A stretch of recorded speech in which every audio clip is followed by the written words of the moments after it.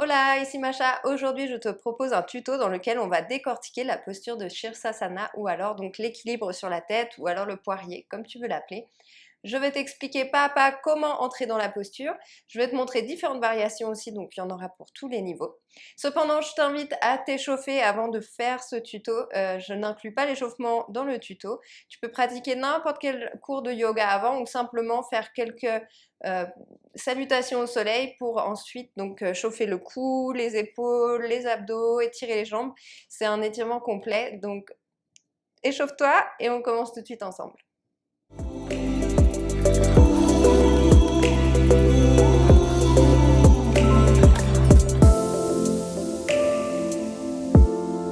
Bienvenue sur ma chaîne, si tu ne me connais pas, je suis Macha, naturopathe et yoga thérapeute spécialisée dans la gestion du stress et de l'anxiété. Sur cette chaîne, je te propose des pratiques de yoga, mais aussi des tips naturaux pour intégrer dans ton quotidien.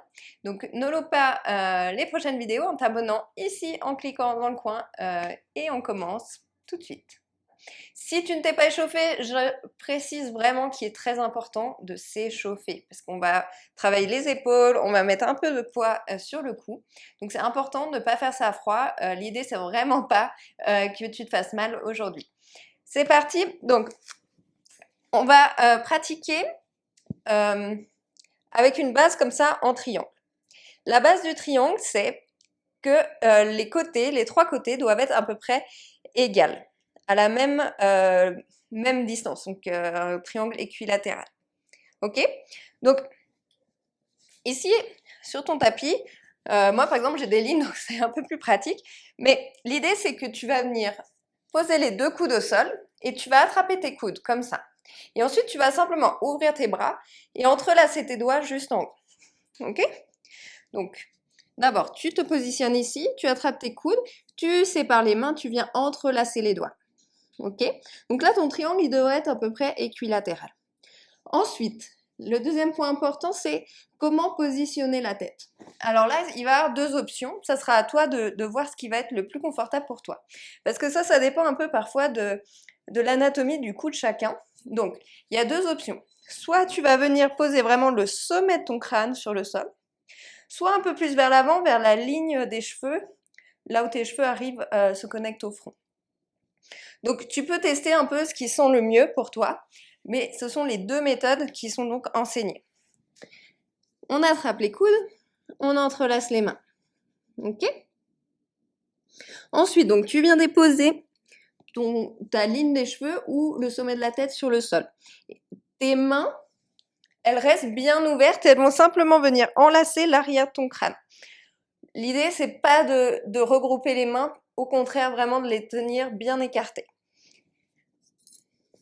Tu peux bien sûr être proche d'un mur pour faire ce tuto si c'est plus confortable pour toi aussi. Au départ, ça peut aider quand on a un petit peu peur.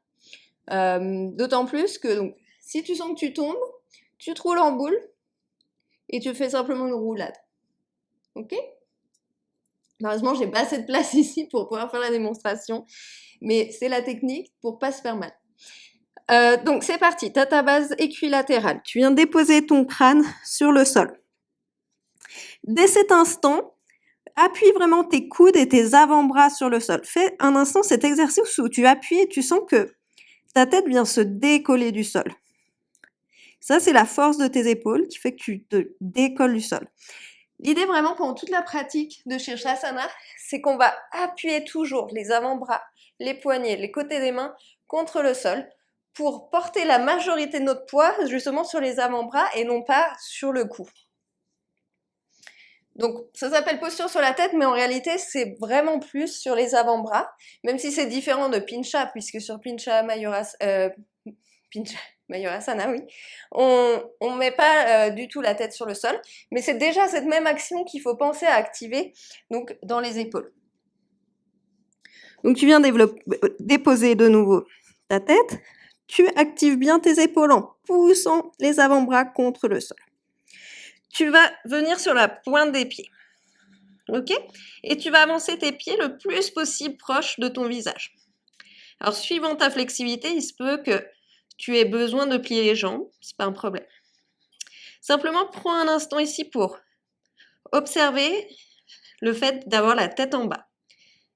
Observe ici cette sensation du sang qui descend vers ta tête et commence déjà à prendre conscience que tu peux pousser avec tes avant-bras sur le sol.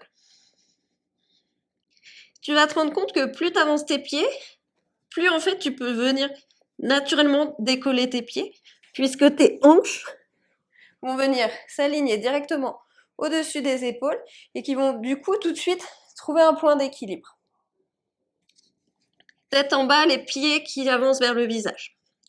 Premier exercice, plier le genou droit, le ramener vers la poitrine. Imagine que tu veux devenir une petite boule ici, toute compacte, et petit à petit, tu peux voir que ton pied gauche peut même se lever du sol. Tu reposes le pied droit. Puis la même chose, à gauche. Tu viens sur la pointe du pied droit et tu ramènes le genou gauche vers la poitrine. Tu peux donner un léger impulse avec le pied droit. Ok?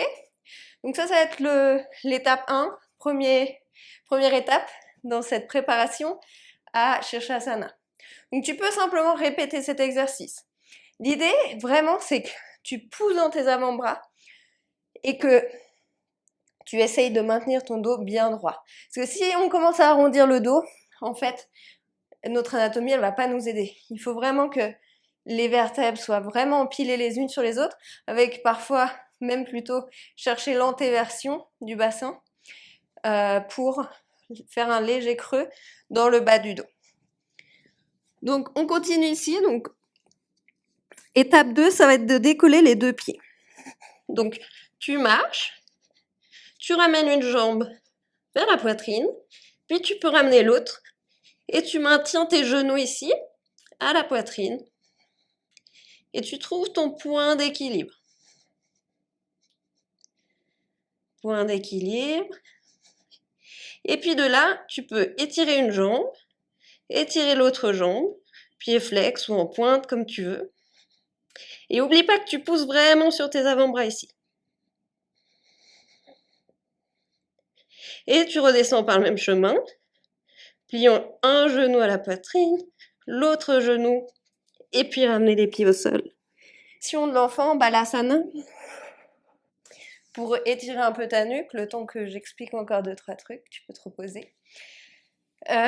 L'idée, c'est vraiment de ne pas essayer de sauter. Parce que quand on saute, quand on jette une jambe en l'air, on ne va pas avoir le contrôle. Ici, on va chercher à développer notre habilité, déjà au niveau des abdos, pour maintenir nos genoux vers la poitrine, trouver cette petite espace de boule où on est vraiment en équilibre, et ensuite, tout en contrôle, monter une jambe puis l'autre. Donc maintenant, on va passer à l'étape suivante.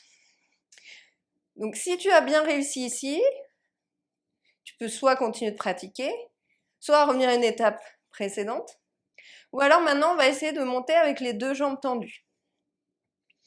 Alors, tu reprends ta base de triangle, tu attrapes bien le dos de ton crâne, tu marches vers ton visage. Alors là, tu peux simplement avec une jambe tendue étirer, essayer de ramener déjà la jambe à la verticale, puis tu vas voir que tout doucement, ton autre jambe va pouvoir monter. Puis tu redescends, une jambe à la fois en essayant de contrôler ta descente, puis l'autre pied sur le sol. Donc d'abord, on avait le genou plié, maintenant on a les jambes tendues et ouvertes, ce qui nous permet justement aussi de trouver un autre point d'équilibre. Au fur et à mesure, tu vas te rendre compte vraiment que la gravité, finalement, va t'aider parce qu'en étirant une jambe vers l'arrière, l'autre peut monter, ça fait un peu balancier. Maintenant, étape suivante, ça peut être de monter avec les deux jambes tendues en même temps, jambes ensemble, jambes collées. Donc, de nouveau, on attrape les coudes, on se positionne, on pose bien fermement les coudes, on marche vers le visage. Et là, en fait, tu marches tellement que tu sens que tes pieds se lèvent tout seuls. Et tu peux monter les deux jambes ensemble. Tu pousses. Regarde, là, moi, je pousse et ça décolle carrément mon crâne du sol. Pourtant, le reste de mon corps reste bien aligné. On essaie de garder les côtes vers l'intérieur, les pieds bien vers le ciel. Et puis à la descente, tu descends progressivement en retenant le poids des jambes. Tu peux même arriver ici à 90 degrés, rester ici et doucement ramener les pieds au sol. Posture de l'enfant, Balasana, un moment de repos ici. Tu peux même ramener les poings les uns sur les autres, comme ça, pour reposer ton front, sentir que tu viens vraiment étirer le cou. Laisse un instant ici en silence. Respire. Ensuite, je vais te montrer d'autres variations pour la posture.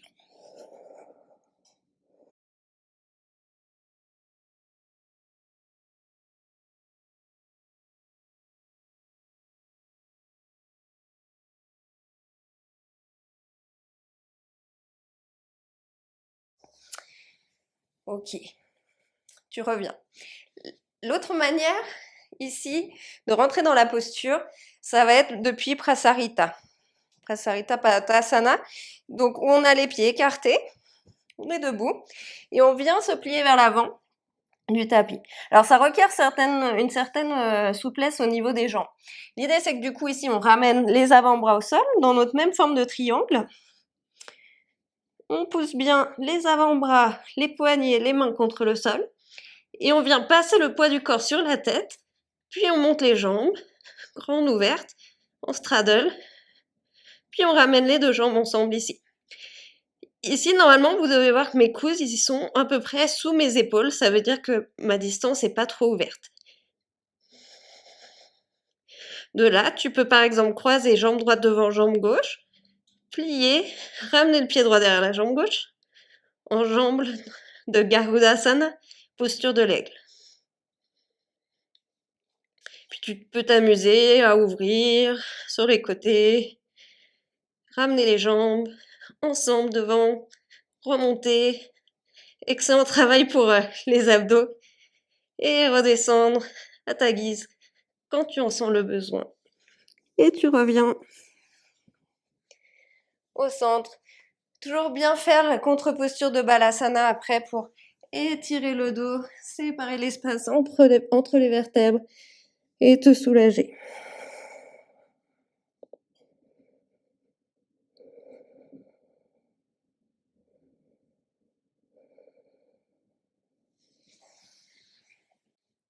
Ok, une dernière posture, du coup, une autre variation, alors on existe plusieurs, mais une autre qu'on voit souvent, ça va être celle du tripode, donc où les bras sont à 90 degrés, et pareil, la tête vient sur le sol, et on cherche toujours, en fait, cette distance entre la tête et les mains du triangle équilatéral.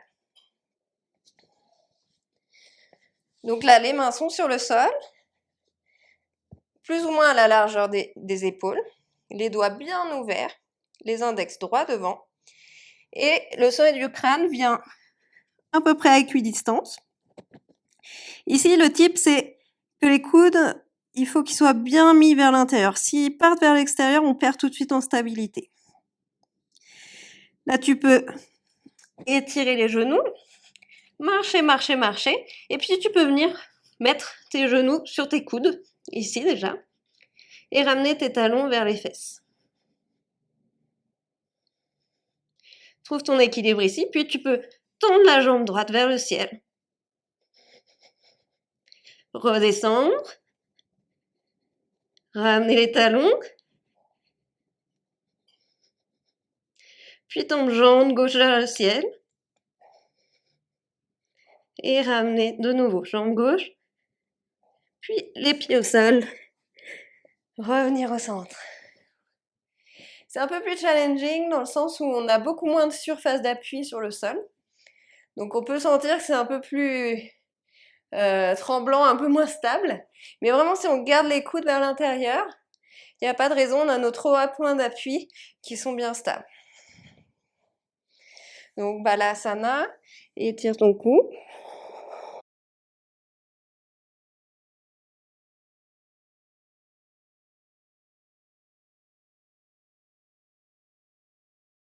Et tu remontes. Et on peut donc faire aussi ici le tripode, donc avec les mêmes variations qu'on a fait antérieurement. Donc, posture de base. On marche, on marche, on marche. Nos pieds se décollent. On pousse, on pousse, on pousse. Et nos jambes montent. Les coudes bien vers l'intérieur. Et on redescend doucement. Pied au sol. Balasana. Voilà donc pour aujourd'hui. Peut-être qu'un jour je ferai une vidéo sur les autres variations, mais c'est déjà pas mal pour commencer. Donc prends ton temps ensuite vraiment pour te reposer en Balasana. Et moi je te dis à très bientôt. Prends soin de toi.